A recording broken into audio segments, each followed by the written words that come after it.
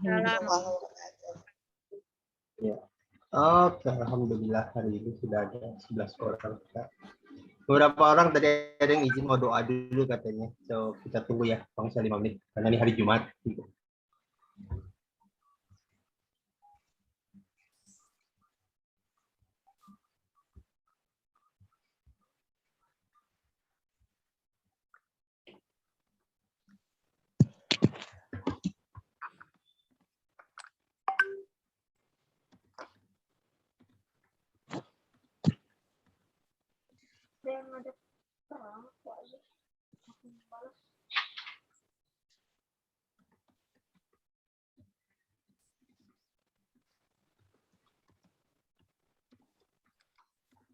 Jadilah nanti menyusul.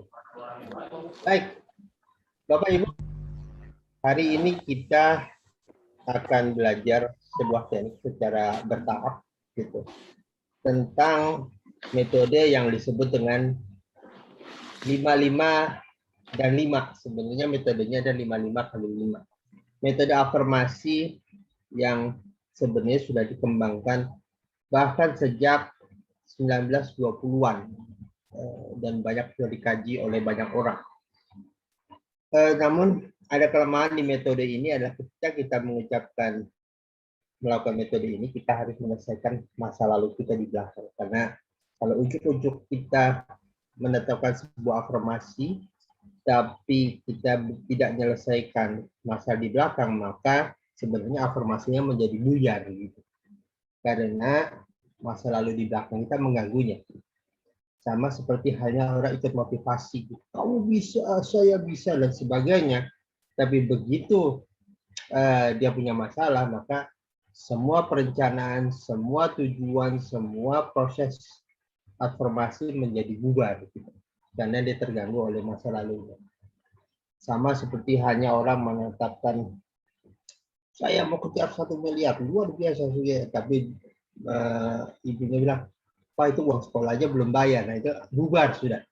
Karena dengan mudah dipatahkan afirmasi itu sekian detik. Jadi orang mulai mereview. Kalau dulu mungkin di awal-awal 1920-an orang begitu firm menetapkan tujuan, tapi ketika dipakai di keseharian seperti ini tidak lagi begitu efektif. Karena cuma sebelum kita bicara itu, kita mundur ke belakang sebelumnya ke apa yang membuat orang bisa mencapai sesuatu dan apa yang membuat orang gagal mencapai sesuatu. Saya ingat banget waktu SD cerita tentang Thomas Cup. Nah, guru olahraga saya bilang waktu itu, ya kalau kita nggak mencapai tujuan, artinya kita tidak serius melakukannya. Itu saya manggut-manggut, tapi dalam hati saya waktu itu berkata, apa iya hanya gara-gara itu saya nggak mencapai tujuan? Waktu kecil hanya gara-gara itu sebenarnya. Dan fakta di depannya, fakta hari ini, saya membuktikan memang gara-gara itu. Gara-gara itu manusia tidak mencapai tujuan. Why? Kalau kita tidak menetapkan cara kita menetapkan tujuan serius, maka pikiran kita nggak akan serius memprosesnya. Jadi sekarang saya akan bagi share share screen. Saya akan mulai share screen. Karena bagi saya inilah obrolan saya ketika awal-awal ngaji di halakoh ya di Liko. Gitu. Saya waktu itu bertanya pada para ustadz, saya ini udah ngaji nih gitu. Di keseharian saya kok saya tetap worried gitu. Tetap worried kalau nggak punya duit, tetap worried kalau takut ada sesuatu yang terjadi tentang kesehatan saya dan apapun. Harusnya kan orang-orang itu kan tidak worried gitu. Nah, yuk sekarang kita mulai pelatihan ini dengan Rod Stewart. Tahu Rod Stewart ya, Bapak Ibu? Saya suka lagunya ketika ada satu lagu yang dipilih lagunya Some Guys Have All the Luck. Karena dalam hidup kita sebenarnya kita sering bertemu sekali orang yang begitu nasibnya begitu baik. Sepertinya jika ada masalah nikah, punya duit, dari sudut di tempat yang lumayan, kerjaan ada, anak ada, semua seems like all perfect bagi dia. Dan kenapa kita nggak perfect? Sampai si Stewart buat lagi, some guys have all the luck. Kenapa orang kok hidupnya begitu nyamannya ya? Kenapa saya enggak gitu? Itu kan menarik sebenarnya kan. Apa, punya istri, punya pasangan dan sebagainya. Seems like there's nothing wrong dengan dia gitu. Tapi mengapa beberapa orang gitu hidupnya begitu perfect, gitu. Hidupnya begitu sempurna. Sebenarnya ada orang yang begitu kayaknya dari waktu ke waktu, dari hari kayak ada masalah aja. Kalau nggak pernikahan, bisnisnya, kalau nggak apanya, seems like everything's going nowhere lah, everything's going bad gitu bagi dia. Dan ini menarik nih, kenapa ada dua sifat orang. Oke, kalau bicara dengan takdir selesai sudah kita ceritakan. Tapi pertanyaannya bisa nggak kita melakukan intervensi? Gitu. Nah, kalau kita melihat nasib baik nasib buruk kan orang berhubungan dengan rich and poor, gitu. Kaya dan miskin. Sebenarnya kita di Quran sebenarnya 4 hal tuh. Kalau kita orang beruntung pertama khusyuk di sholat, gitu. Yang kedua menjauhkan diri perbuatan yang sia-sia, gitu. Yang ketiga dia connecting dengan Allah, menunaikan zakat dan menjaga kebaikan. Yang menarik sebenarnya, apakah dengan cara ini kita bisa membuat perubahan dalam hidupnya? Ini menarik karena bagi saya sebenarnya ketika saya memulai perjalanan kita, ketika saya mulai, mengapa saya memilih dunia pelatihan ini, karena bagi saya ini menarik menurut saya. Wah, kenapa orang begitu? Kita punya Allah yang sama, kita berdoa dengan cara sama. Why some people punya nasib lebih baik daripada yang lain?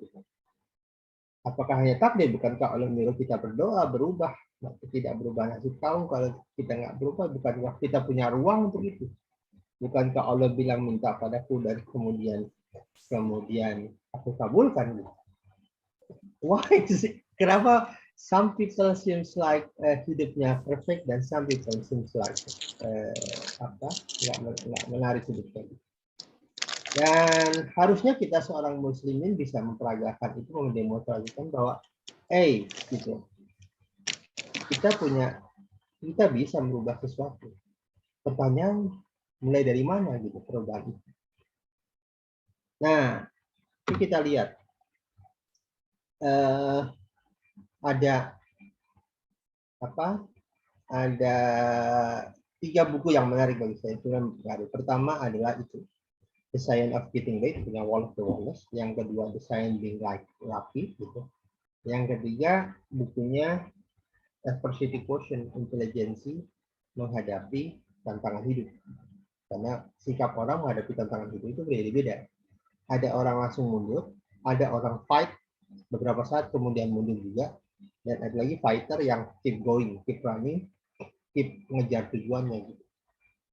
Dan menarik sebenarnya gini, once kita buat keputusan gitu, akan mencapai sesuatu, ada 4 area otak yang kemudian bekerja.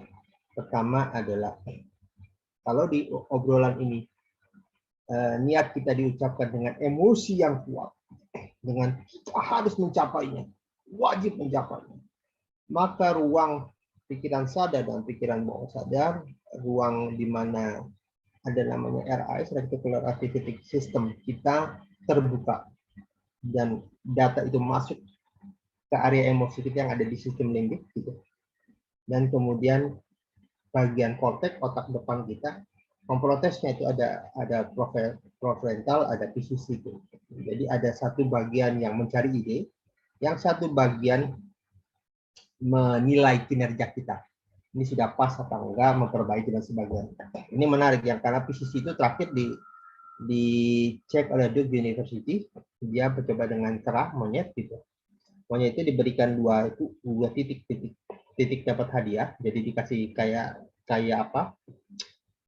kayu gitu. Kayu itu dia kalau dia letakkan posisi tubuhnya di bagian hadiah dia dapat makanan. Kalau di tubuh yang tidak dia nggak dapat makanan. Yang menarik area otak itu melihat kinerja monyet, dan bagian PCC ini bekerja keras ketika dia tidak mendapatkan hadiah. dan lalu mengevaluasi, kemudian memelihara motivasi dan sebagainya. Jadi ada 4 area otak kita sebenarnya bekerja memastikan bahwa tujuan bisa dicapai dan orang ini cipranya. Salahnya di mana ternyata? Ternyata Bapak Ibu, kesalahannya ada di seperti hal di success cycle, kesalahannya di belief. Gitu. Ketika kita mengatakan bahwa saya mau capai 1 miliar pertama, orang menulisnya dengan kayak saya sering ada yang pelatih ini, kemudian orang menulisnya dengan senyum-senyum. Itu berapa loh? 1 miliar, 1 miliar. Itu ada tidak membuat perencanaan yang dianggap serius oleh orang. Yang serius itu kalau saya mau capai 1 miliar dengan penuh perasaan, penuh emosi, ruang RAS terbuka, ruang reticular activating system itu terbuka, disitulah kita bisa mendapat. Tapi kalau kita mencapai dengan santai, penuh nggak ada emosi, maka dianggap tidak serius. Itulah makanya dalam hidup kita kadang-kadang dalam kondisi terdesak, dalam kondisi orang istilah orang kepepet ya gitu, the power of the kepepet. Makanya kenapa ini bisa berjalan? Karena ketika mengucapkan itu, semua menjadi wajib dicapai. No option. Gitu. Ketika semua wajib dicapai, maka pikiran bekerja keras mencapainya. Tapi ketika kita mengatakan dengan santai, belief kita nggak cukup kuat. Menggerakkan potensi, action, maupun hasilnya akan sangat bergantung. Kan kita tahu, hasil itu, kalau bukan karena takdir, insya Allah karena tindakan action. Action ini berlaku karena kita menyentuh potensi kita yang besar. Potensi dasarnya belief. Jika belief kita kurang, menyentuh potensinya kurang, sama, otak nggak anggap serius. Karena ini nggak anggap serius, maka otak nggak anggap kerja serius. Akibatnya dia nggak berikan ide apapun, idenya santai. Dari pagi sampai sore ya gitu-gitu aja. Banyak orang ditanya mau nggak mencapai uang 1 miliar, perubahan hidup. Jawabannya mau. Pertanyaannya mau nggak menetapkan tujuan itu sebagai tujuan yang wajib dicapai. Ini masalah kedua. Karena banyak orang tidak serius dalam hidupnya. Karena kalau serius, otak kita akan bekerja. Otak dan jantung kita akan bekerja maksimal memastikan semua tujuan itu tercapai. Dan most of the time, people nggak begitu serius mencapai sesuatu. Gitu. Makanya ada orang mengatakan gitu. Kalau kita sibuk bersantai ria, sebenarnya bukan nggak serius dalam hidup. Dia tidak punya goals. Kalau tidak punya goals, apapun menjadi goals bagi dia. Jadi kalau hari ini ibu bangun, seems like there's nothing to do gitu. Sebenarnya kita nggak punya goals ya. Karena mencapai tujuan banyak pakar. Sederhana. Tetapkan tujuan, pastikan semua sumber daya berlari mencapai tujuan tersebut. That's it. Dan itu hidup begitu. Ya pertanyaannya mengapa ini nggak jalan gitu? Why? Karena ketika menetapkan tujuan kita tidak disertai dengan emosi yang kuat. Satu sisi. Yang kedua, ada data masa lalu yang mengganggu kita. Saya ingin punya uang 10 miliar, kemudian internalnya mengganggu dia dengan data masa lalunya dia. Makanya ketika kita menetapkan metode 555, kita harus penuh dengan selesaikan dulu masalah di belakang. Sebenarnya bukan 555, 55 kali 5 nanti membuat afirmasi 55 dalam waktu 5 hari. Iya, 5 kali 5. Itu apa? Oke. Itu sebenarnya prolog kita hari ini. Ada pertanyaan tentang ini sedikit tentang. Jadi Bapak Ibu, gitu. Saya beberapa orang waktu saya menanyakan, is it for real gitu? Apakah ini real? Pertanyaan saya sebenarnya sederhana. Kalau orang mencapai tujuannya, is it real apa enggak? Real gitu. Ada orang yang gak mencapai tujuan, is it real ya? Itu real juga. Yang jadi masalah adalah sebenarnya kenapa manusia itu tercapai dan manusia itu ada yang enggak gitu. Itu menarik sebenarnya. Karena kalau ditanya apakah tiap orang mau mencapai tujuannya, jawabannya iya. Tapi kalau ditanya apakah orang serius menjalani tujuannya, itu pertanyaan kedua yang harus kita jawab. Karena banyak orang mencoba menyusun berbagai macam ide, smart plan lah, whatever gitu. Yang jadi masalah sebenarnya bukan tentang teknikalnya. Yang jadi masalah adalah apakah ketika menetapkan tujuan kita disertai dengan emosi yang kuat. Karena emosi yang kuat akan mempengaruhi proses berikutnya. Nah, itu jadi tantangan kita. Makanya kalau dalam menetapkan tujuan apapun, mau financial goal, mau apapun, sering sekali kita harus melibatkan emosi kita yang kuat agar apa? Agar bagian executive system atau RAS kita serius nanggapinnya. Kalau nggak serius gitu. Yang kedua, kadang-kadang setelah tercapai tujuan, setelah kita netapin tujuan, ada namanya intuisi datang ke kita. Ada suara-suara hati, oke, lakukan A, lakukan B, lakukan C, lakukan D gitu. Pertanyaannya ketika ini kita lakukan, insya Allah kita berada di dalam jalan kata tujuan. Tapi ketika kita santai menanggapinya, bahkan kadang dikerjain, kadang enggak, kembali pikiran kita nggak anggap serius. Ketika tidak dianggap serius, data informasi yang sebelum sudah ditetapkan kita akan capai tujuan, seperti dibuang di dalam data itu. Jadi data itu seakan-akan kembali menjadi data mentah yang tidak bisa lagi kita follow up. Dan itulah yang terjadi di dalam pikiran. So kalau kita ditanya the science of getting what you want, jadi science untuk mencapai tujuan kita, jawabannya sederhana. Science ini tujuan orang tidak mencapai, benar kata guru saya waktu SD, karena orang tidak serius mencapai tujuan. Karena kalau serius akan didatangkan begitu banyak ide dan intuisi agar kita menjalani proses yang itu. Dan inilah tentang pencapaian itu. Oke, sekilas ada pertanyaan tentang ini ya?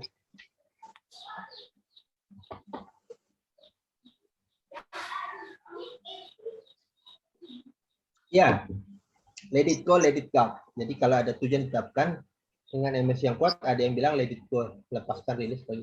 Jadi let it go, biarkan Allah menuntun kita. Jadi once kita tetap, nanti kita akan lakukan itu Pak Hadi. Kita akan lakukan itu, let it go, but kita juga perlu lihat kembali, karena kembali kalaupun beberapa hadis bilang itu doa jadi itu iman, jadi perkuat imanmu gitu dengan mengucapkan kata la ilaha illallah. Artinya kita been reminding tentang our goals gitu. Goals kita nanti ditetapkan di garis waktu kita. Dan garis waktu inilah kemudian kita bisa melihat goals kita dari jauh. Jadi itu yang kita lakukan. Oke, kalau nggak ada saya akan lanjut dengan garis waktu. Dan apa hubungannya dengan ini? Oke, Bapak Ibu. Nah, ini tentang timeline ditemukan oleh muridnya Richard Bandler yang sebenarnya menurut info, gitu. Richard Bandler apa nama NLP? Gitu. Menurut info sebenarnya belum siap diturunkan, tapi kemudian Richard Bandler maksa dan dia diizinkan oleh Richard Bandler untuk mengeluarkan teknik timeline terapi secara umum. Gitu.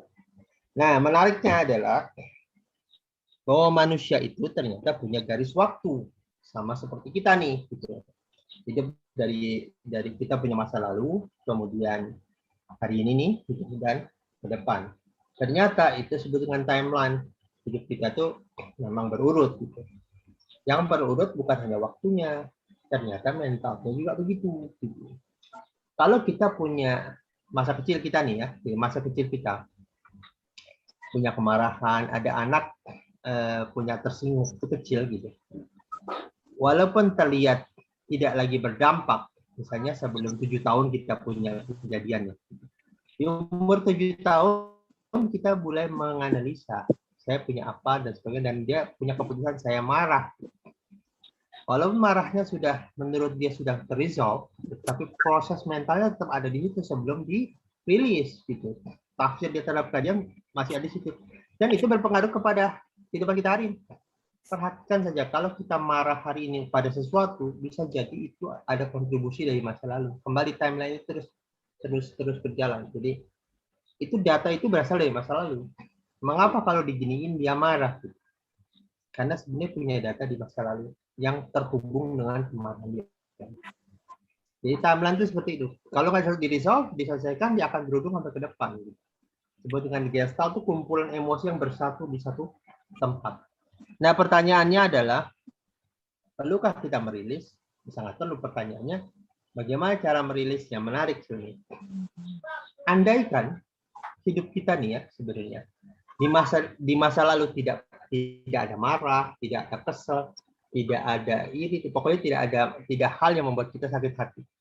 Kira-kira hidup kita sekarang seperti apa? Mentally kita akan sangat sehat.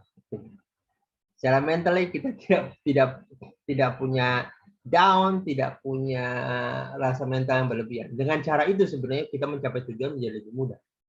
Karena hal yang membuat orang mencapai tujuan itu sebenarnya karena ada emosional negatif yang terlekat atau attach di dalam perjalanan kita mencapai tujuan. Dan itu tantangan. Oleh karena itulah kita perlu namanya merilis apa yang ada di belakang agar kita bisa lancar ke depan. Dan yang menarik dalam proses timeline terapi ini, seorang terapis kalau kita membimbing orang, dia tidak seperti terapis, dia malah seperti tour guide. Tour guide artinya dia menemani perjalanan si klien gitu, dari mulai masa lalu menuju hari ini. Kalau ada masalah di masa lalu, tugas si tour guide hanya untuk lihat kembali masa lalu, detach, lepaskan emosinya, dan kemudian biarin dia berjalan melewati hari demi hari. Itu yang terjadi di timeline. Jadi tugasnya apa? Main visualisasi semuanya untuk merilis emosi kita. Oke, ada pertanyaan so far hari ini sebelum kita menemukan timeline kita?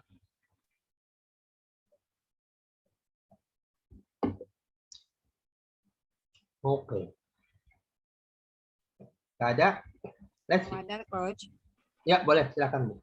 Enggak, belum ada. Masih Belum menyimak. ada? Oke. Ayo kita lakukan visualisasi. Sekarang pikirkan kemarin kita ada di mana? Atau ngapain? Atau nggak usah kemana? Pikirkan kemarin, pikirkan. Ada? Dapat? Kalau ada, lihat bayangannya ada di mana. Tunjuk pakai tangan. Kalau di Lagi depan, PPKM di rumah terus. Tapi ada bayangan kemarin. Hari apa? Ada nggak? Ada kan? Kalau ada, tunjukin posisinya. Pakai tangan lah, tunjukin. Misalnya di sini ya. Kalau saya kemudian di sini sebenarnya. Oke, kemarin. Sekarang kita cek lagi. Bulan lalu ada di mana posisinya? Bulan lalu nggak usah satu kejadian aja. Bulan lalu misalnya kita, kalau saya kayaknya di rumah juga. Nggak, kalau saya kemarin lagi ngisi Zoom ada materi menarik bulan lalu dan ada di belakang saya. Clear? Clear. 1, 2 itu representasi. Sekarang saya ingin pikirkan besok. Besok pagi lah. Besok pagi kita ngapain? Pagi-pagi banget. Sholat subuhnya di mana? Di rumah itu di mana? Ada di mana? Saya di sini. Ibu ada di mana? Kalau ada tunjukin. Clear? Oke. Kemudian jauh lagi, satu lagi. 2 minggu dari hari ini kita mau ngapain?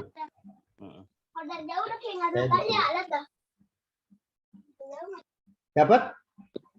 Dapat, oke. Kalau dapat, bayangkan antara masa lalu dengan masa depan tadi, kemarin dan hari depannya.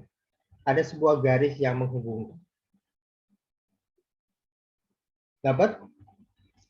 Garis itu arahnya kemana? Dari depan ke belakang atau di depan kita?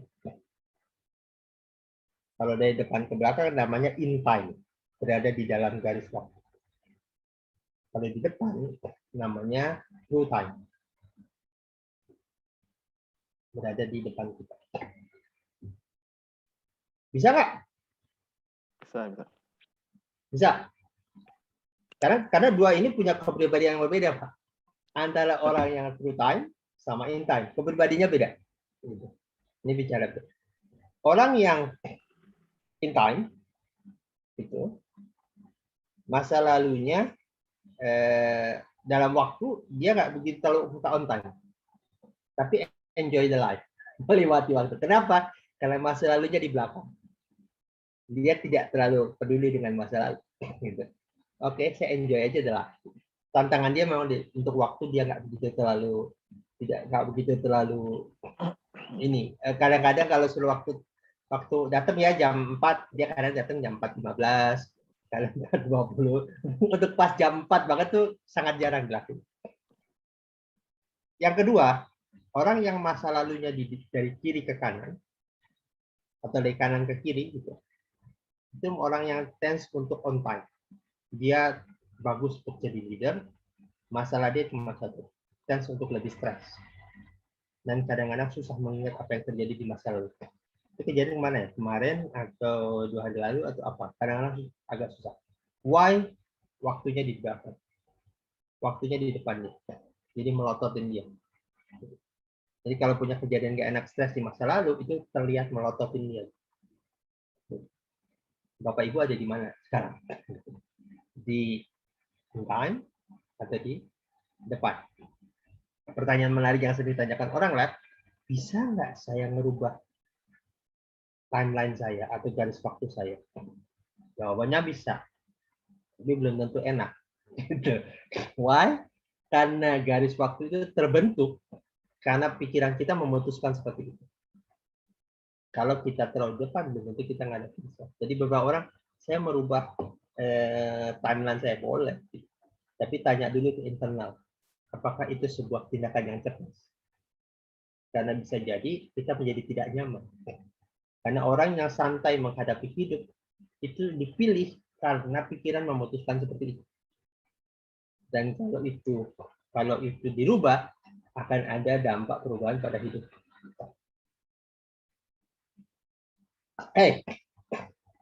Sampai sini ada tanya? Pelan-pelan kita belajar ya.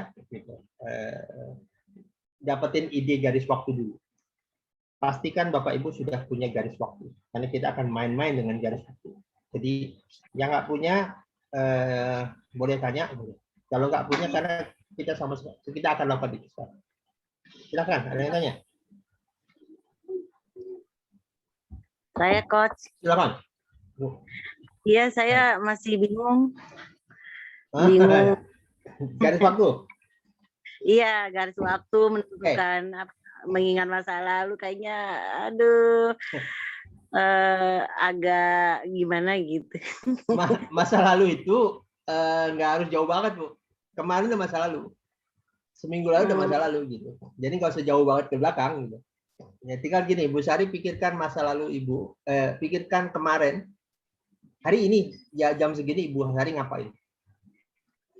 Pikirkan ya. Kemudian di mana bayangan itu berada? Di sini, di depan, atau di belakang, atau di samping, di mana? Bisa? Nomor 1. Bisa nggak? Bisa.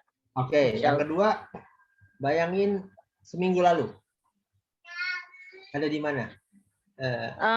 Maksudnya kan hari ini ya, maksudnya gini, kalau minggu depan berarti kan Jumat ya, bukan hari libur gitu. Soalnya kan kita WFH. Jadi kadang-kadang agak waktu itu kayak tadi ya, kan mulai jam 4. Sementara kan kita harus absen, jadi buru-buru. Itu kan rebutan gitu. Kadang-kadang kalau lambat dikit, error gitu absen, soalnya kan ribuan ya absen online. Ya itu bayangan itu ada di mana? Bayangan Ibu saat mikirin banyak orang kira-kira ada di mana posisi bayangan? Terbayang kan bentuk gambar atau perasaan kan? Iya. Ada di mana posisinya? Ada di depan, ada di belakang. Ada kebayang di depan mata gitu. Nah, depan mata kan posisinya di situ kan. Itu tadi tuh kejadian. Iya. Tadi ya. Sekarang Ibu mundur lagi. Pikirkan kemarin jam segini. Kebayang nggak? Kemarin. Iya. Kemarin. Nah, ada di mana posisinya? Depan Ibu? Apa iya, di belakang? Masih depan. Kalau jam segini kan sibuk. Maksudnya gini loh, rutin. Iya, di mana bayangannya? Di depan, tetap di depan. Nah. Oke. Seminggu lalu jam segini. Minggu lalu. Ya di depan. Di depan. Masih, soalnya kan rutinitas gitu loh. Ya, di depan. Oke. Sekarang bayangin minggu depan. Jam segini. Kebayang? Masih di depan? Iya, kebayang. Oh, itu. Jadi itu berkutik. Teman-teman bisa lihat Bu Sari posisinya adalah di true time, posisinya di depan. Nah, posisi depan itu tense itu Bu Sari akan on time, orangnya suka dengan perilaku on time. Tapi tantangannya adalah perilakunya di depan. Artinya semua masa lalu dan masa depan Ibu melototin Ibu tuh. Melototin Ibu. Artinya dia masa lalunya terlihat jelas berpengaruh pada masa depannya. Oke, ada yang masih belum enggak? Oke, diulang boleh. Oke, jadi Bapak Ibu, timeline kita itu berhubungan dengan garis waktu. Garis waktu berjejer dari depan ke belakang atau dari belakang ke depan. Tinggal kita pikirkan, kemarin kita ngapain jam segini? Ada di mana bayangannya? Kalau bayangannya kayak Bu Sari tadi semuanya di depan nih, ada di sini. Minggu depan ada di sini juga, ada depan juga. Ketika bayangan minggu depan ada di depan juga. Itu artinya dia true time. Tapi kalau saya karena bayangannya di sini, di belakang. Bayangannya ada di belakang. Masa lalu, masa depan saya di depan. Itu namanya in time. Ada true time, ada in time. Kalau di Jadi samping, bayangannya bergerak dari di samping, di atas di samping kanan, sama Bu. di atas kanan. Di atas kanan. Kalau yang belakang Itu yang apa mana? yang akan datang, yang akan datang Akan datang. Kalau masa lalu Ibu, di depan. Itu sama dengan Bu Sari. Memanjang ke depan. Namanya true time. Kan kalau Jadi, yang ke depan tuh nanti di atas kepala kanan. Iya. Berarti ke atas kanan. garisnya.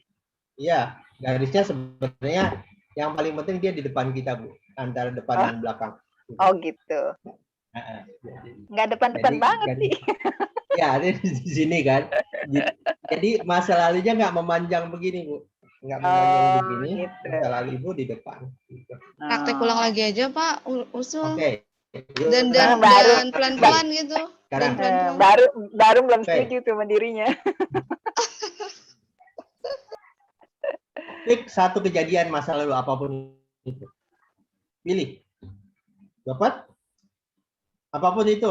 Nggak perlu signifikan. Apapun itu. Kemarin ngapain jam segini? Dapat? Oke. Kemarin ya. Ini biar kita chat polanya. Kemudian masa lalu kedua, misalnya minggu lalu. Ada di mana posisinya?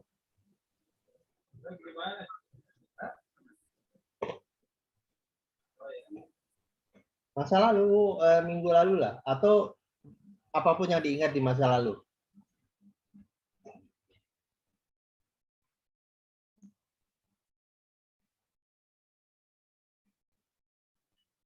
Clear? Nah, oke. Lihat keduanya berada di mana. Clear ya? Oke, kemudian bayangkan besok kita ngapain pagi-pagi. Subuh deh, subuh.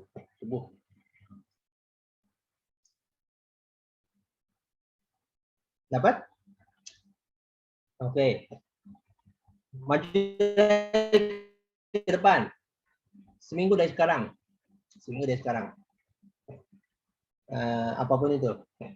Minggu sekarang ada event, jadi saya mudah memikirkan saya mau ngapain. Dapat?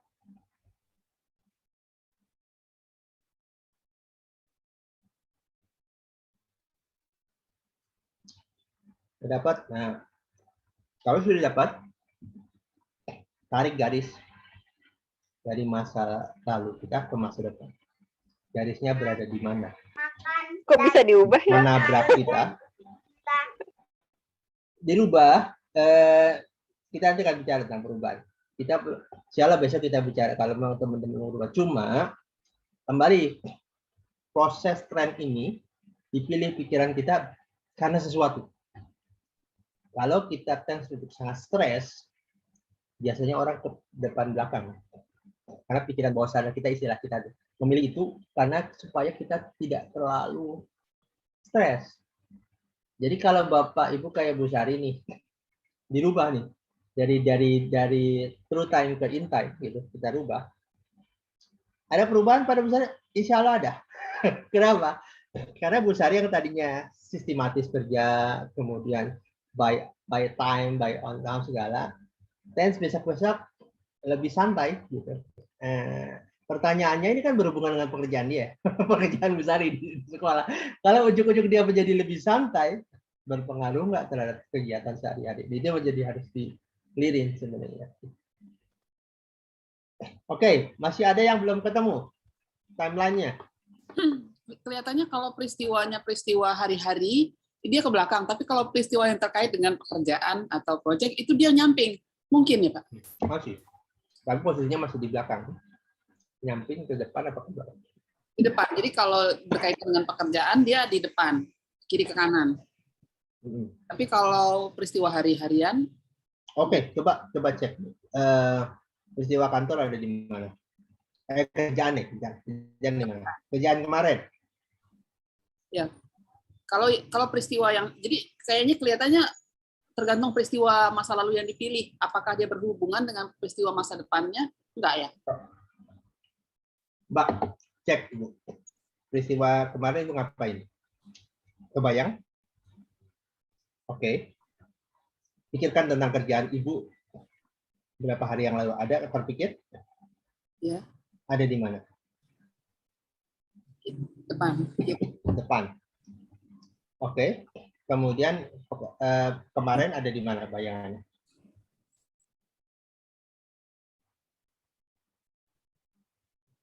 Di sini, di belakang Ibu atau di mana? Enggak ke belakang. Di depan juga? Mengarahnya, jadi berpikirnya sama yang akan datang pun kita akan ke sana gitu. Sama. Ya itu artinya Ibu di true time. Di depan. Bayangan masa depannya ke depan. Lebih ke sana. Jadi waktu Ibu ada di depan. Bukan ke sini. Di depan Ibu. Di depan kita. Itu masih begitu. Karena relatif lebih banyak di depan. Antara kerjaan, segala rata-rata. Agak jarang orang, sedikit sih. Menurut Tim, kira-kira lebih kurang dari 10% orang yang agak nggak beraturan. Nah, cuma ketika nggak beraturan dilihat hidupnya. Orang lebih ke true time atau ke in time. Oke, yang penting Ibu bisa tarik garis antara masa lalu dan masa depan. Itu kuncinya. Kalau Bu Linda, saya sih kemungkinan di depan. Tapi Bu Linda sistematis kelihatan kerjanya. Cara berpikirnya sistematis. Dan itu bukan tentang bagus benar apa tidak. Karena berpikir sistematis itu bagus untuk certain area. Tapi untuk area yang butuh kreativitas, sistematis itu kadang nggak butuh. Karena dia sangat jam-jam gitu, orang-orang gitu. Jadi kalau Ibu ketemu pimpinan UMKM, mostly tidak sistematis. Karena dia berpikir jam-jam gitu. Karena ini belum saya diloncat lagi nih. Dia harus dampingi orang yang sistematis. Kalau enggak dia nggak akan kemana-mana hidup. Gitu. Banyak. Oke. Coach. Ya silakan. Ini saya ingat tentang film Kung Fu Panda, Coach. Jadi Kung Fu Panda itu ada di istilahnya ketika membicarakan masalah waktu. Jadi dia agak filosofis. Jadi bilang gini, past is history, kemudian tomorrow is mystery, now is present. Artinya masa lalu adalah sejarah, masa depan adalah misteri gitu ya. Dan sekarang adalah present atau hadiah gitu ya. Nah terkait dengan time ini tadi gimana Coach? Berarti itu dari belakang ke depan gitu ya mungkin ya? Lebih cenderung ya? Betul Pak, betul sebenarnya. Masa depan itu belum ditulis, so kita bisa nulis apapun kan gitu. Masa lalu udah pas. Secara peristiwa begitu Pak, tapi tidak secara emosi. Secara emosi, bahkan waktu kecil sekalipun sebenarnya, kita terbentuk lagi itu rasa marah. Itu waktu kecil Pak dibentuk. Kita hari ini, kebencian kita, kemarahan kita ada kontribusi dari masa lalu yang tidak terselesaikan. Contoh kecil Pak, ada anak kecil rebutan mainan. Seseorang dimenangkan oleh ayahnya dibanding orang yang lain.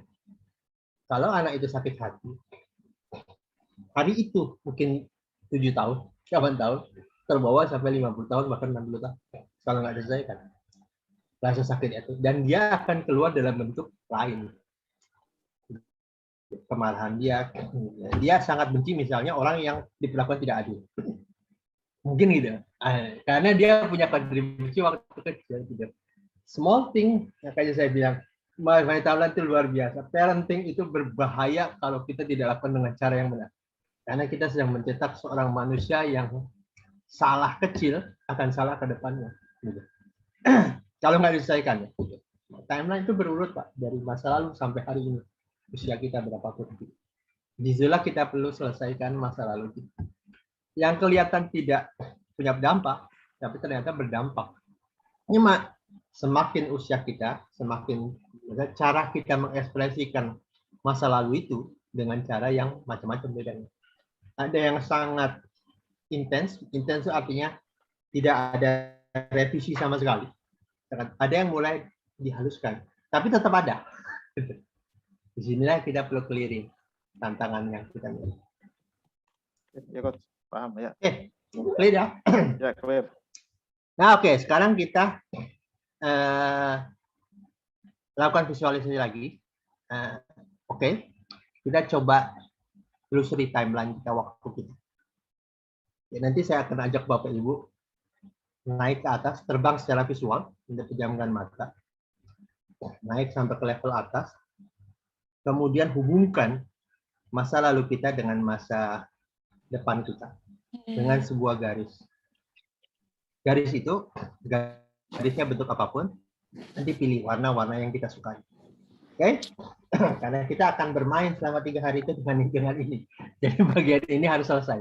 Bagian ini Bapak Ibu harus perlu bisa melakukan ini. Oke? Yuk, duduk santai. Tarik nafas, pejamkan mata. Dan bayangkan diri kita terbang jauh sangat tinggi. Jauh sangat tinggi. Dan kemudian di bawah kita bisa lihat garis waktu kita. Garis waktu kita terhubung dari masa lalu dan masa kini. Pilihlah bentuk garis apapun. Pilihlah bentuk garis apapun. Dan pilihlah warna yang kita suka. Warna biru boleh, warna kuning boleh. Dan garis waktu itu akan melewati setiap event yang kita lakukan. Bagus? Baik, sekarang kita ingin tetap naik, tetap berada di sana. Saya ingin Bapak Ibu mundur ke belakang. Oke. Saat kemungkinan sampai ke masa di mana Bapak Ibu bisa ingat waktu kecil, kapan berapapun usia itu. Oke. Kemudian saya ingin Bapak Ibu terbang kembali.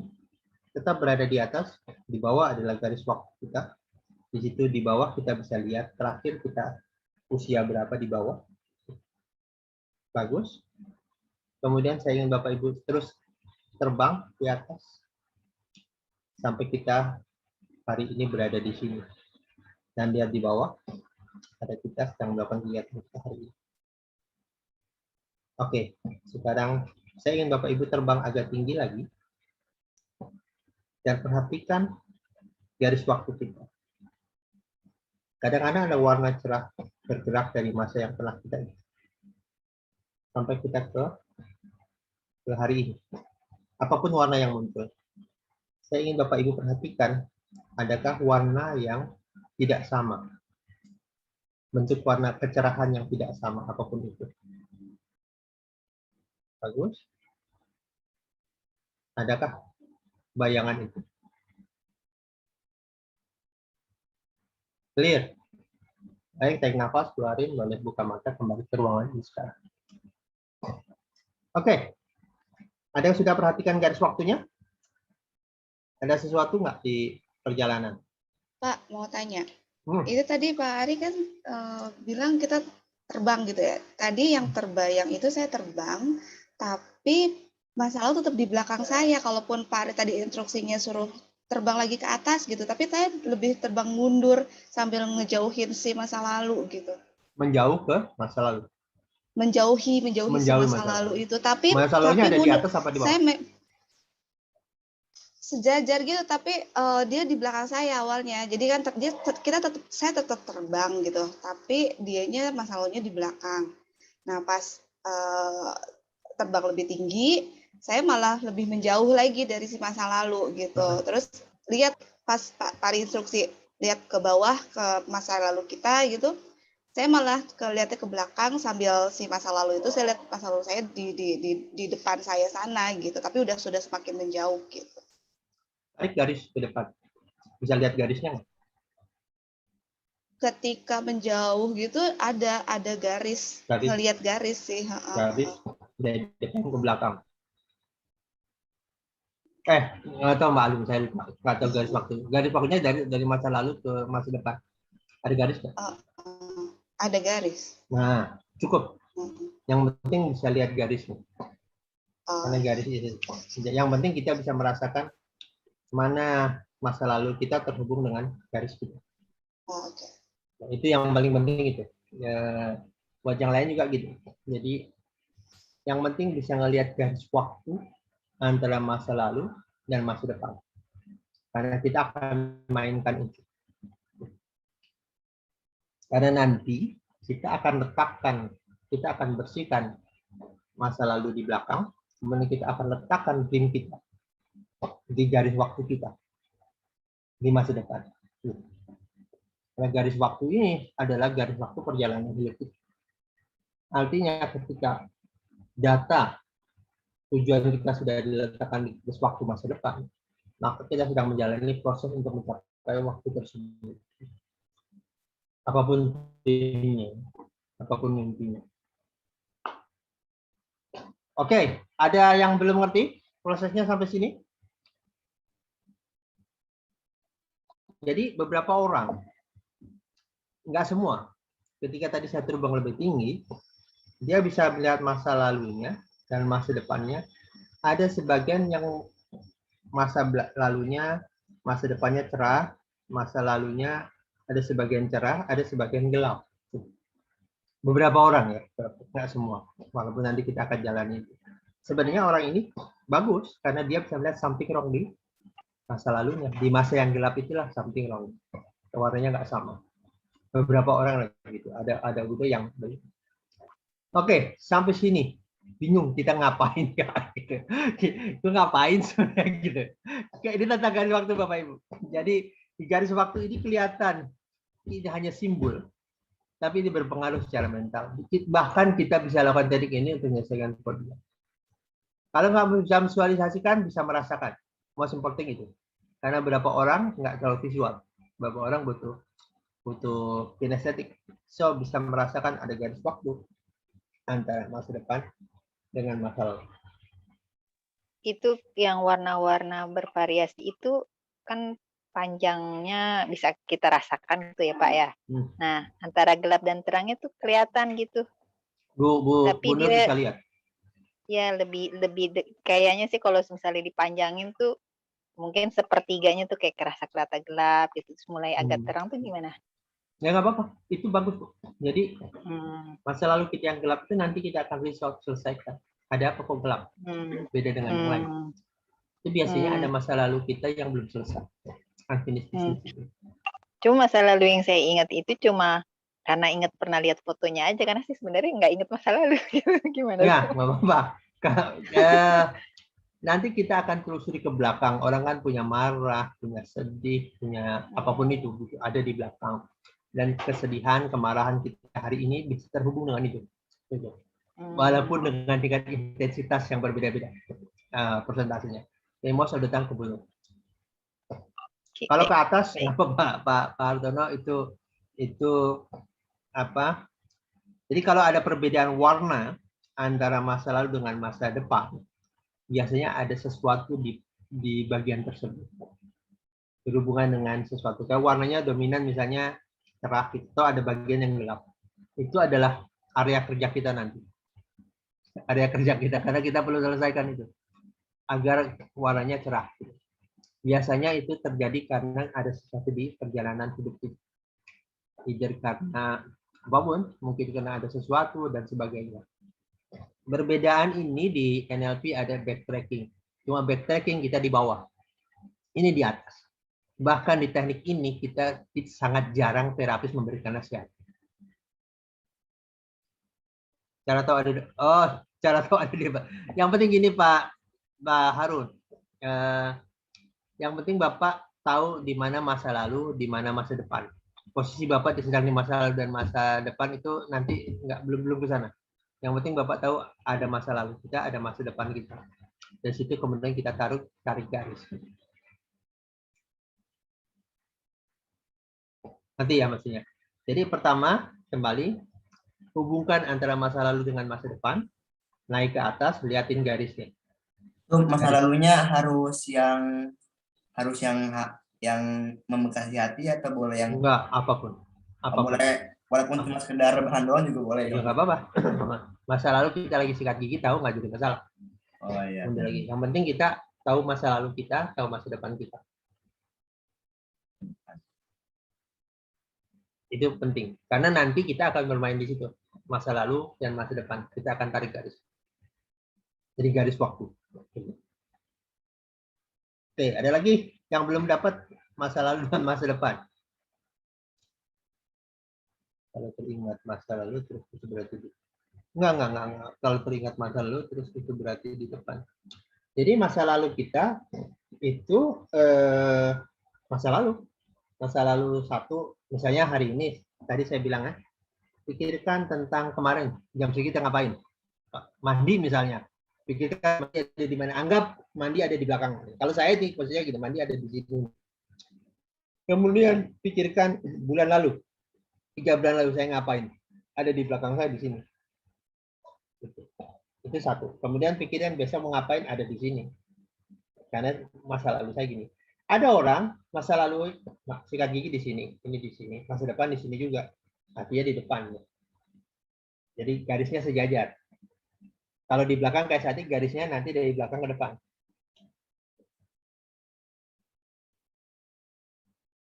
Nggak apa-apa, garis masa lalu sama masa depan tuh memang sama nanti. Garisnya satu warna. Jadi nanti ini saya lihat sini nih, anggap kita terbang di atasnya dan melihat ada garis waktu dari sini ke depan. Itu. Jadi tinggal cek aja kalau sederhana ya nanti ya, kalau hari ini belum ketemu. Cek kemarin tuh saya jam segini ngapain? Oh, saya lagi mandi. Ngapain sikat gigi di sini atau di sini gitu ya. Kemudian bulan lalu yang kita ingat ada kejadian masa lalu ada di mana? Misalnya ada di sini, ada di sini gitu. Ya udah, kemudian besok kita ngapain? Subuh ada di sini. Itu artinya garis waktunya ke depan, dari belakang ke depan kan? Itu ada di depan kita. Jadi posisinya akan sangat menentukan garis yang mau ditarik.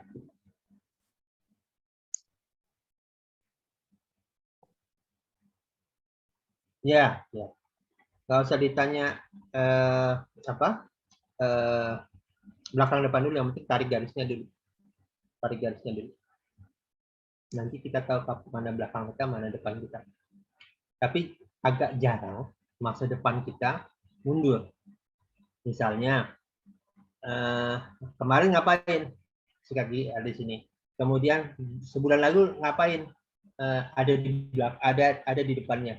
Agak jarang kejadian. Biasanya lebih mundur ke belakang. Yang kejadian. Jadi misalnya kemarin sikat gigi jam segini ada di sini. Terus kemarin 2 bulan lagi ngapain? Biasanya mundur lagi di belakang. Biasanya gitu. Jarang dia lebih di depan, jarang. Most of the time dia lebih di belakang. Tapi yang paling penting adalah kita bisa tarik garis ini ke depan. Karena kita harus perlu tahu di mana masa depan, di mana masa lalu. Karena nanti di depan itu kita taruh planning kita, goals kita, tujuan kita ada di mana gitu. Karena hidupnya kan hidup kita kan melangkah dari belakang ke depan, nggak ada. Kalau saya sih pengen juga kalau bisa ke belakang, tapi nggak bisa, tetap aja melangkah ke depan. Nggak ada yang mundur ke belakang. Clear? Ya, ada lagi yang bisa belum ketemu? Clear ya? Jadi tugas kita cuma satu sekarang sebenarnya. Temukan garis waktu, caranya apa? Temukan bayangan kita masa lalu. Masa lalu itu bisa dikejar dengan cara apa? Kemarin ngapain? Mungkin bulan lalu atau setahun lalu atau berapa tahun yang lalu yang kita ingat gitu. Ada di mana bayangan itu? Satu. Yang kedua bayangan masa depan. Besok ngapain? Kemudian tarik garis. Itu hari ini kerjaan kita ke situ. Oke, sudah bisa? Oke, sudah bisa. Kali ini sekarang ada yang sudah tahu goals-nya belum? Kalau belum tahu, pikirkan satu tujuan yang ingin dicapai. Pikirkan dulu, kemudian pikirkan apa yang terjadi sama kita. Satu tujuan tercapai itu kita ngapain aja. Anggap kita mau kejar berapa? Duit 1 miliar gitu. Ketika 1 miliar itu tercapai, kita ngapain dengan uang itu? Pikirkan sebuah perilaku yang kita lakukan terhadap uang tersebut. Bisa? Dan kemudian pikirkan satu waktu. Kapan itu akan dicapai. Detail.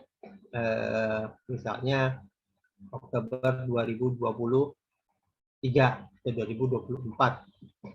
Berarti udah presidennya baru tuh. 2024. Mudah-mudahan jadi baru ya. Saya nggak tahu. Tapi ya jelas itu misalnya gitu. Bayangin aja Mbak, kalau saya ditulis bayangkan aja. Bayangkan dulu. Hari ini kita bayangkan aja. Sudah dapat? Kalau udah dapat, kita taruh nanti di garis waktu kita di depan. Jadi nanti kita akan lihat garis waktu itu dari hari ini. Suara Ibu nggak? Oke. Sudah? Oke, yuk duduk kembali santai. Duduk, tarik nafas, pejamkan mata. Kemudian naik kita ke garis waktu. Di present ya, di hari ini. Dan kita bisa lihat sesaat ketika di atas, tatap masa lalu kita. Kemudian tatap masa depan kita. Dan sebentar lagi kita akan jalan ke masa depan. Tepat di mana kita akan mencapai tujuan yang kita inginkan.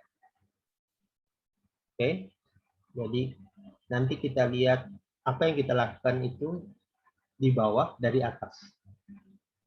Oke, kita mulai ya. Tarik nafas, pejamkan bisa di atas, bagus. Tatap masa lalu kita. Inilah hidup kita. Inilah bagaimana kita menjalankan aktivitas.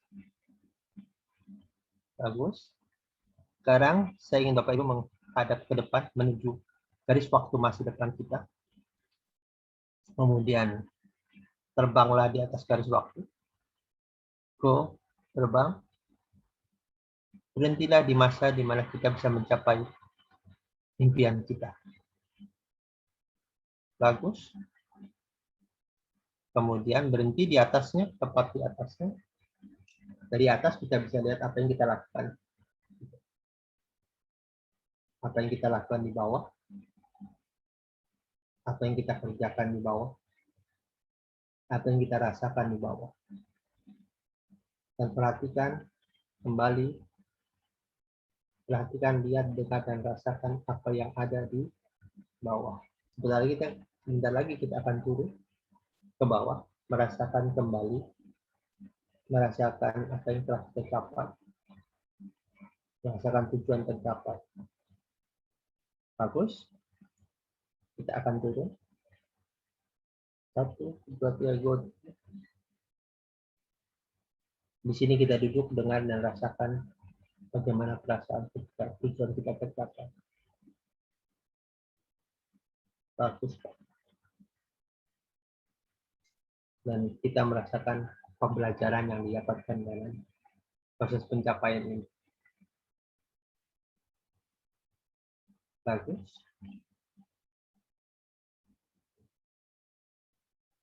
Selesai. Naik ke atas, kembali. Kemudian mundur ke posisi sekarang. Posisi present, hati kita di bawah. Kemudian naik lebih atas, jauh lebih atas. Dan kita lihat posisi hari ini dan posisi di mana kita telah tercapai masa depan kita. Terlihat dari sini, dari jauh. Dan perhatikan, adakah warna yang berbeda antara hari ini dengan masa depan kita? Bagus. Dan perhatikan juga masa lalu kita. Adakah warna yang berbeda dari masa lalu kita menuju masa tercapainya tujuan? Dan katakan, terima kasih ya Allah atas pembelajaran ini. Dan biarkan semuanya mengalir sesuai dengan keinginan Allah. Turun kembali ke kondisi hari ini. Dan turunkan kembali ke hari ini. Boleh buka mata. Baik, itu tadi tur sedikit ke masa depan. Tur sedikit ke masa depan. Kita ingin melihat hubungan masa depan dengan capaian tujuan. Ada yang berbeda warnanya? Boleh di-share? Antara saat kita mencapai masa depan, antara present dengan masa depan, apakah warnanya sama? Atau ada yang berbeda? Kemudian antara masa lalu dengan masa depan, masa tercapai tujuan. Adakah warna yang berbeda atau semuanya sama?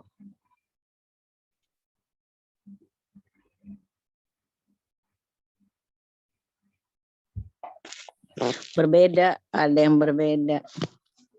Yang berbeda yang mana? Yang dari sekarang depan. menuju masa depan atau dari masa lalu menuju masa depan? Dari masa lalu ke masa depan. Oke. Ada bagian yang berbeda. Good, Bu. Gitu. Masa depan lebih cerah ya. Jadi masa hari ini menuju masa depan lebih cerah. Lihat dari masa lalu. Karena gini, yang biasanya tidak sama, bagian yang tidak sama sedikit. Itulah masa lalu kita yang akan mengikat kita, dan besok kita akan lepaskan masa itu. Karena masa itu adalah masa-masa yang bisa jadi mengikat kita mencapai tujuan. Misalnya kita orangnya sungkanan sama orang ya, sementara untuk bisa capai tujuan kita perlu negosiasi dengan orang. Nah, sungkanan itu terhubung dengan sungkan itu berhubung dengan masa lalu kita. Mungkin kita terlalu dikekang atau terlalu, ada sebagian saya anak bungsu, jadi semua biasanya di cover oleh yang lain gitu, bisa gitu. Ya, gitu. Kalau buruk nanti dicatat ya Bu. Jadi dari timeline kita bisa belajar ada bagian masa lalu kita yang mengikat kita untuk beralih lebih kencang. Biasanya warnanya lebih redup dibanding yang lain.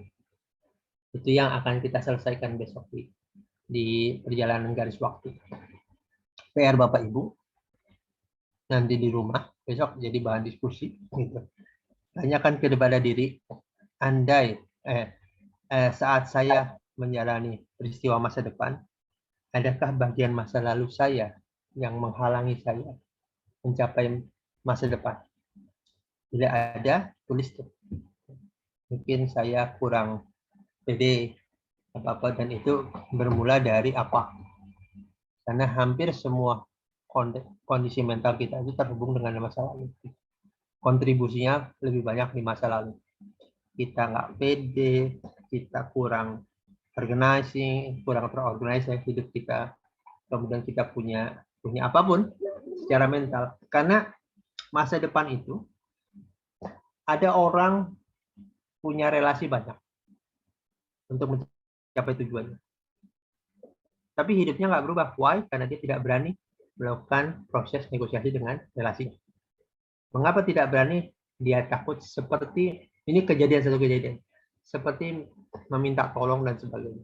Karena perjalanan masa lalunya, dia anak seseorang. Dan dia biasa disapa, bukan menyapa orang. Gitu. Jadi kalau anak pejabat itu orang menyapa dia, tidak disapa orang. Dan ketika bapaknya pensiun, dia baru merasakan bahwa dia harus menyapa orang. Nah, itu tantangan. Dan itu menjadi mental block bagi dia untuk bisa ke depan. Itu juga masa lalu. Jadi ada masa lalu kita yang menjadi hambatan untuk menuju masa depan. So PR Ibu, Bapak dan Ibu nanti di rumah adalah tuliskan adakah bagian dari ini buat nanti di besok kita selesaikan. Adakah bagian masa lalu kita yang mengikat tali kekang kita untuk mengejar masa depan? Kemarin, enggak kemarin, 3 bulan lalu, 2 bulan 3 bulan lalu, ada seorang wanita yang di kampus sebenarnya dia wanita cantik, di kampus dan sebagainya. Tapi sampai usia 42 dia belum pernah nikah. Waktu itu saya cek, ternyata masa lalunya yang membuat dia menghambat dia mencari pasangan. Jadi entah kenapa beberapa orang yang hadir dalam hidup dia seperti terpental dengan kondisi ini. Ternyata terhubung dengan masa lalunya dia. Nah, prosesnya dia melihat laki-laki seperti apa. Dan itu challenging kalau nggak diselesaikan. Oke, ada pertanyaan dari sini tentang masa lalu. Jadi teknik timeline atau garis waktu itu memang berbeda dengan teknik yang lain. Dia seperti perubahan mentalnya dilakukan dengan terbang ke atas, mundur ke belakang, apa pelajarannya, maju ke depan, dan bermain dengan garis waktu. Jadi hampir semua tekniknya bermain dengan cara ini. Dan cuma memang ini sangat bagus untuk mereka yang tidak mau cerita banyak. Tentang kalau mau datang ke terapis tuh, saya nggak mau cerita masalah saya, tapi saya pengen ini selesai. Pengen ini menyelesaikan hidup saya. Nah, teknik timeline agak menarik untuk melakukan itu. Kadang-kadang si terapis tidak perlu banyak cerita. Tekniknya hanya sudah terbang di atas dan mainkan waktu. Oke. Ya, masa lalu lebih cerah. Masa lalu redup. Ya, oke. Redup itu karena ada sesuatu. Jadi nanti setelah diselesaikan kita lihat lagi apakah warnanya sama dari belakang ke depan. Oke, ada pertanyaan lagi tentang timeline? Garis waktu, gitu. Yang kurang mantap, boleh ulangi garis waktu lagi. Kemudian naik ke atas, lihat ke belakang, kemudian letakkan posisi tujuan kita di depan. Hari ini kita belum serius belum serius banget naruh tujuan kita di masa depan. Karena besok kita akan perkuat. Ya, sesinya letakkan betul. Nanti kita belum sampai ke sesi terapi. Kita baru ya, karena waktunya, Mbak. Kenapa buru-buru karena waktunya. Jadi langkahnya Bapak Ibu kalau yang tadi kurang dapat gitu, boleh ulangi lagi. Langkahnya adalah tentukan mana posisi di belakang, mana posisi depan. Kemudian kemudian dapetin itu dulu. Gitu. Bayangan masa lalu, masa depan, dapetin di mana kira-kira garis waktu kita berada. Di tipe inline atau di tipe true time. True time di depan, inline di belakang ke depan. Itu namanya garis waktu. Ya, garis waktu. Ada yang memang agak mencong aja di masalah, yang penting posisinya di depan atau di belakang. Satu. Yang kedua, kita terbang di atas garis waktu. Perhatikan ada garis terhubung dari masa lalu ke masa depan. Buat satu garis yang warna kita sukai. 3, letakkan tujuan kita di depan. Feel good, dari atas turun ke bawah, merasakan lagi, kemudian naik ke atas, kemudian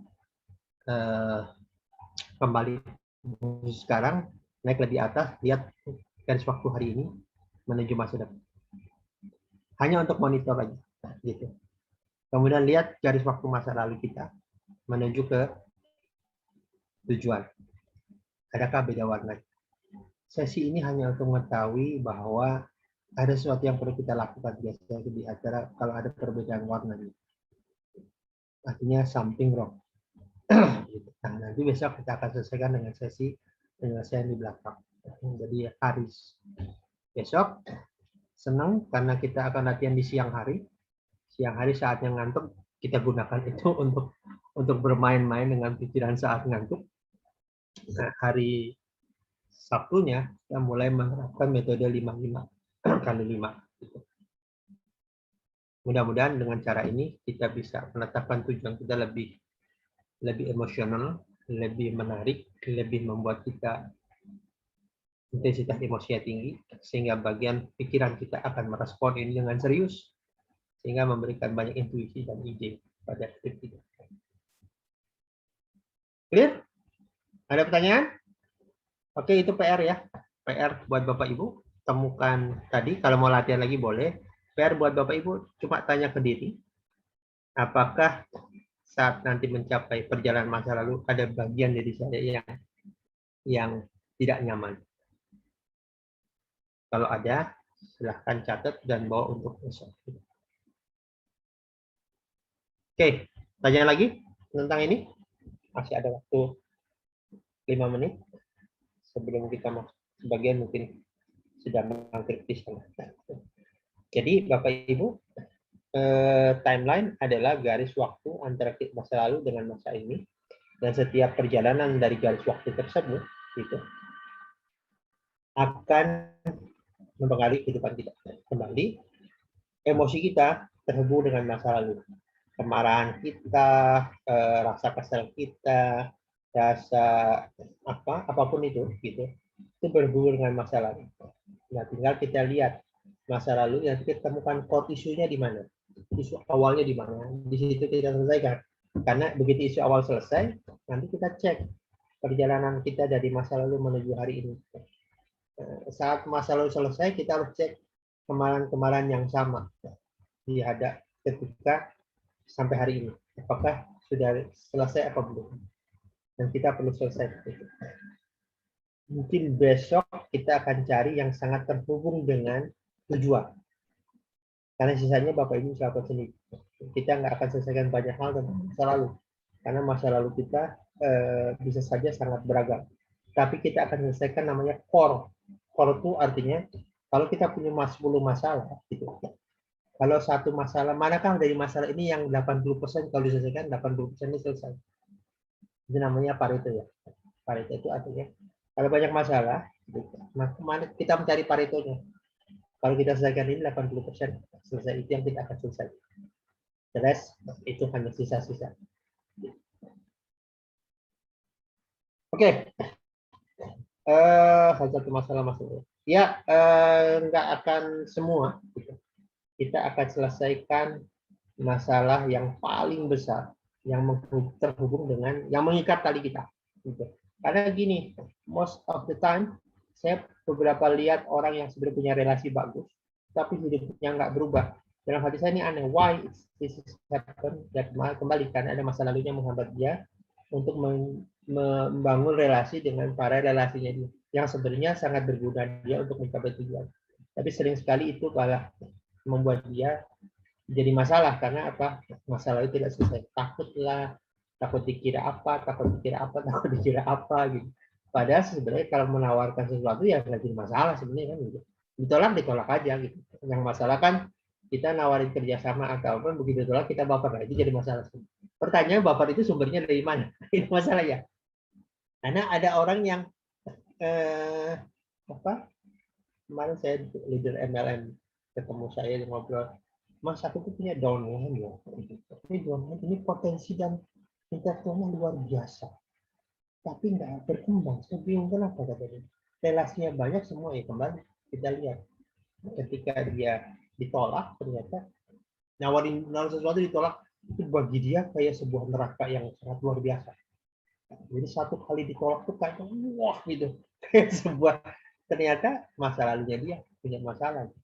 Dan itu perlu diselesaikan. Nggak bisa dilakukan dengan WA. Ada orang nanya hal yang kompleks lewat WA, jawabnya kadang bingung.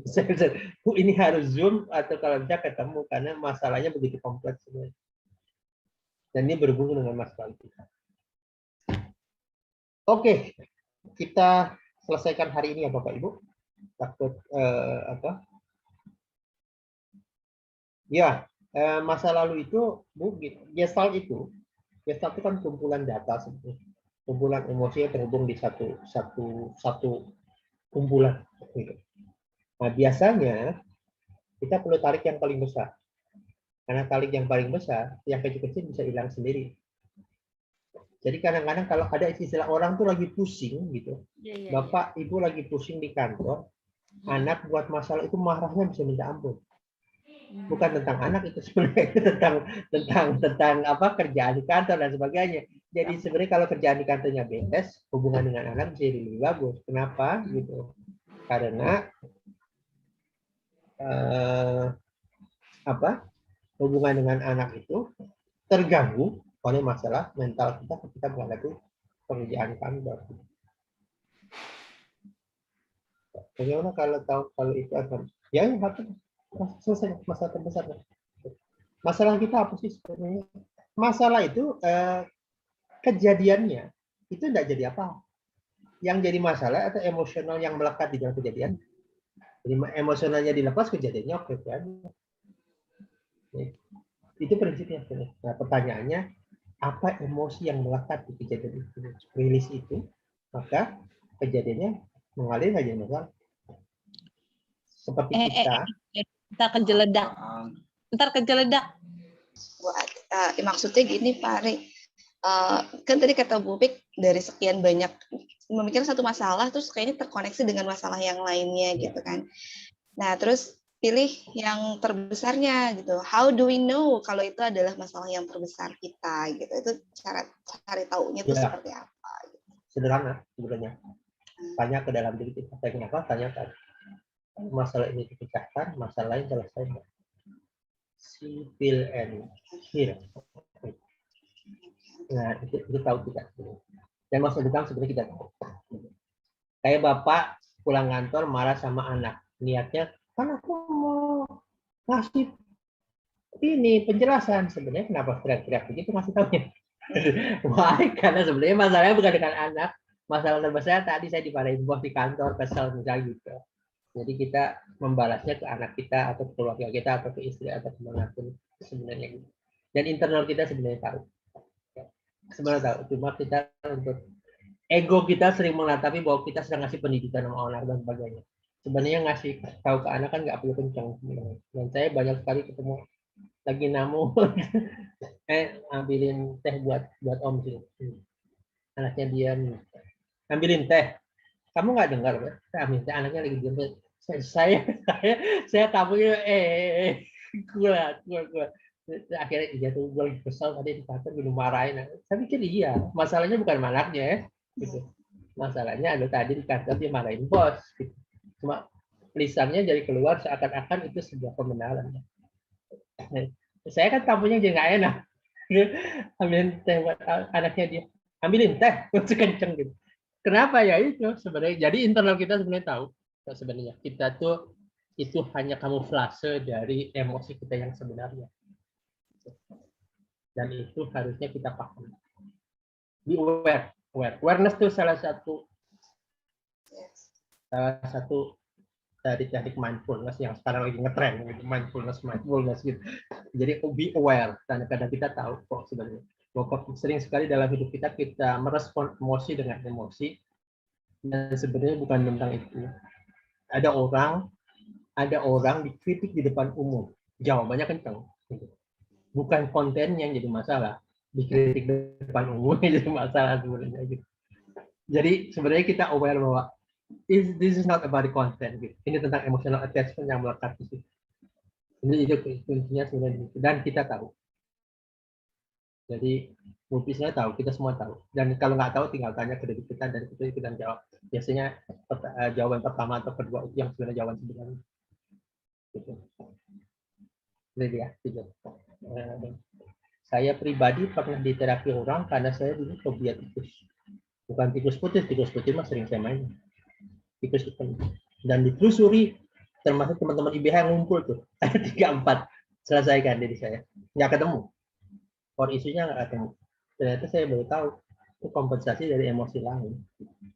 Dan fobia tikusnya nggak jadi masalah. Dan bagi saya the biggest thing. Nah, cuma mungkin kenapa harus pakai terapi, hipnoterapi? yang ahli yang nggak berhasil juga gitu. Karena mereka mencoba tentukan isunya di mana nih. Ada suppress content. Mungkin nggak semua sih Mbak, tapi ada certain point yang suppress content. Internal kita melindungi data itu karena apa? Makanya saya pernah bicara juga dengan almarhum Pak Yan ya gitu. Selesaikan ini dan cerita tentang hal dan memang suppress content. Jadi saya yang harus perlu menyelesaikan dengan diri sendiri. Sometimes dalam hidup ini tidak ada yang simple, tidak sesimpel itu. Orang mungkin fobia A, fobia B, ternyata di balik fobia ada cerita yang lebih besar lagi. Dan itu indahnya melakukan teknik terapi, karena di balik itu ada core issue, emotional core issue yang diselesaikan lewat timeline bisa. Baik, udah 5:30 ya. Teman-teman yang di tempat lain mungkin sudah maghrib, jadi kita selesaikan dulu. Insya Allah besok kita ketemu jam 1 ya. Dan bawa data kita apa yang menghambat kita ke depan, dan insya Allah kita akan selesaikan insya Allah besok ke depan dengan teknik kita. Baik, segitu dulu Bapak Ibu. Insya Allah kita bisa ketemu. Semoga pembelajaran hari membawa manfaat dan kita akan buat perbaikan dari waktu ke waktu. Insya Allah ya. Sekian dari saya. Kita tutup kafaratul majelis. Assalamualaikum warahmatullahi wabarakatuh. Waalaikumsalam. Ya Waalaikumsalam. Allah, terima kasih. Terima kasih Pak Sangat Ari. bermanfaat. Terima kasih. Ya, makasih Pak Ari. Assalamualaikum. Maaf ya. Sampai ketemu besok ya. Yuk.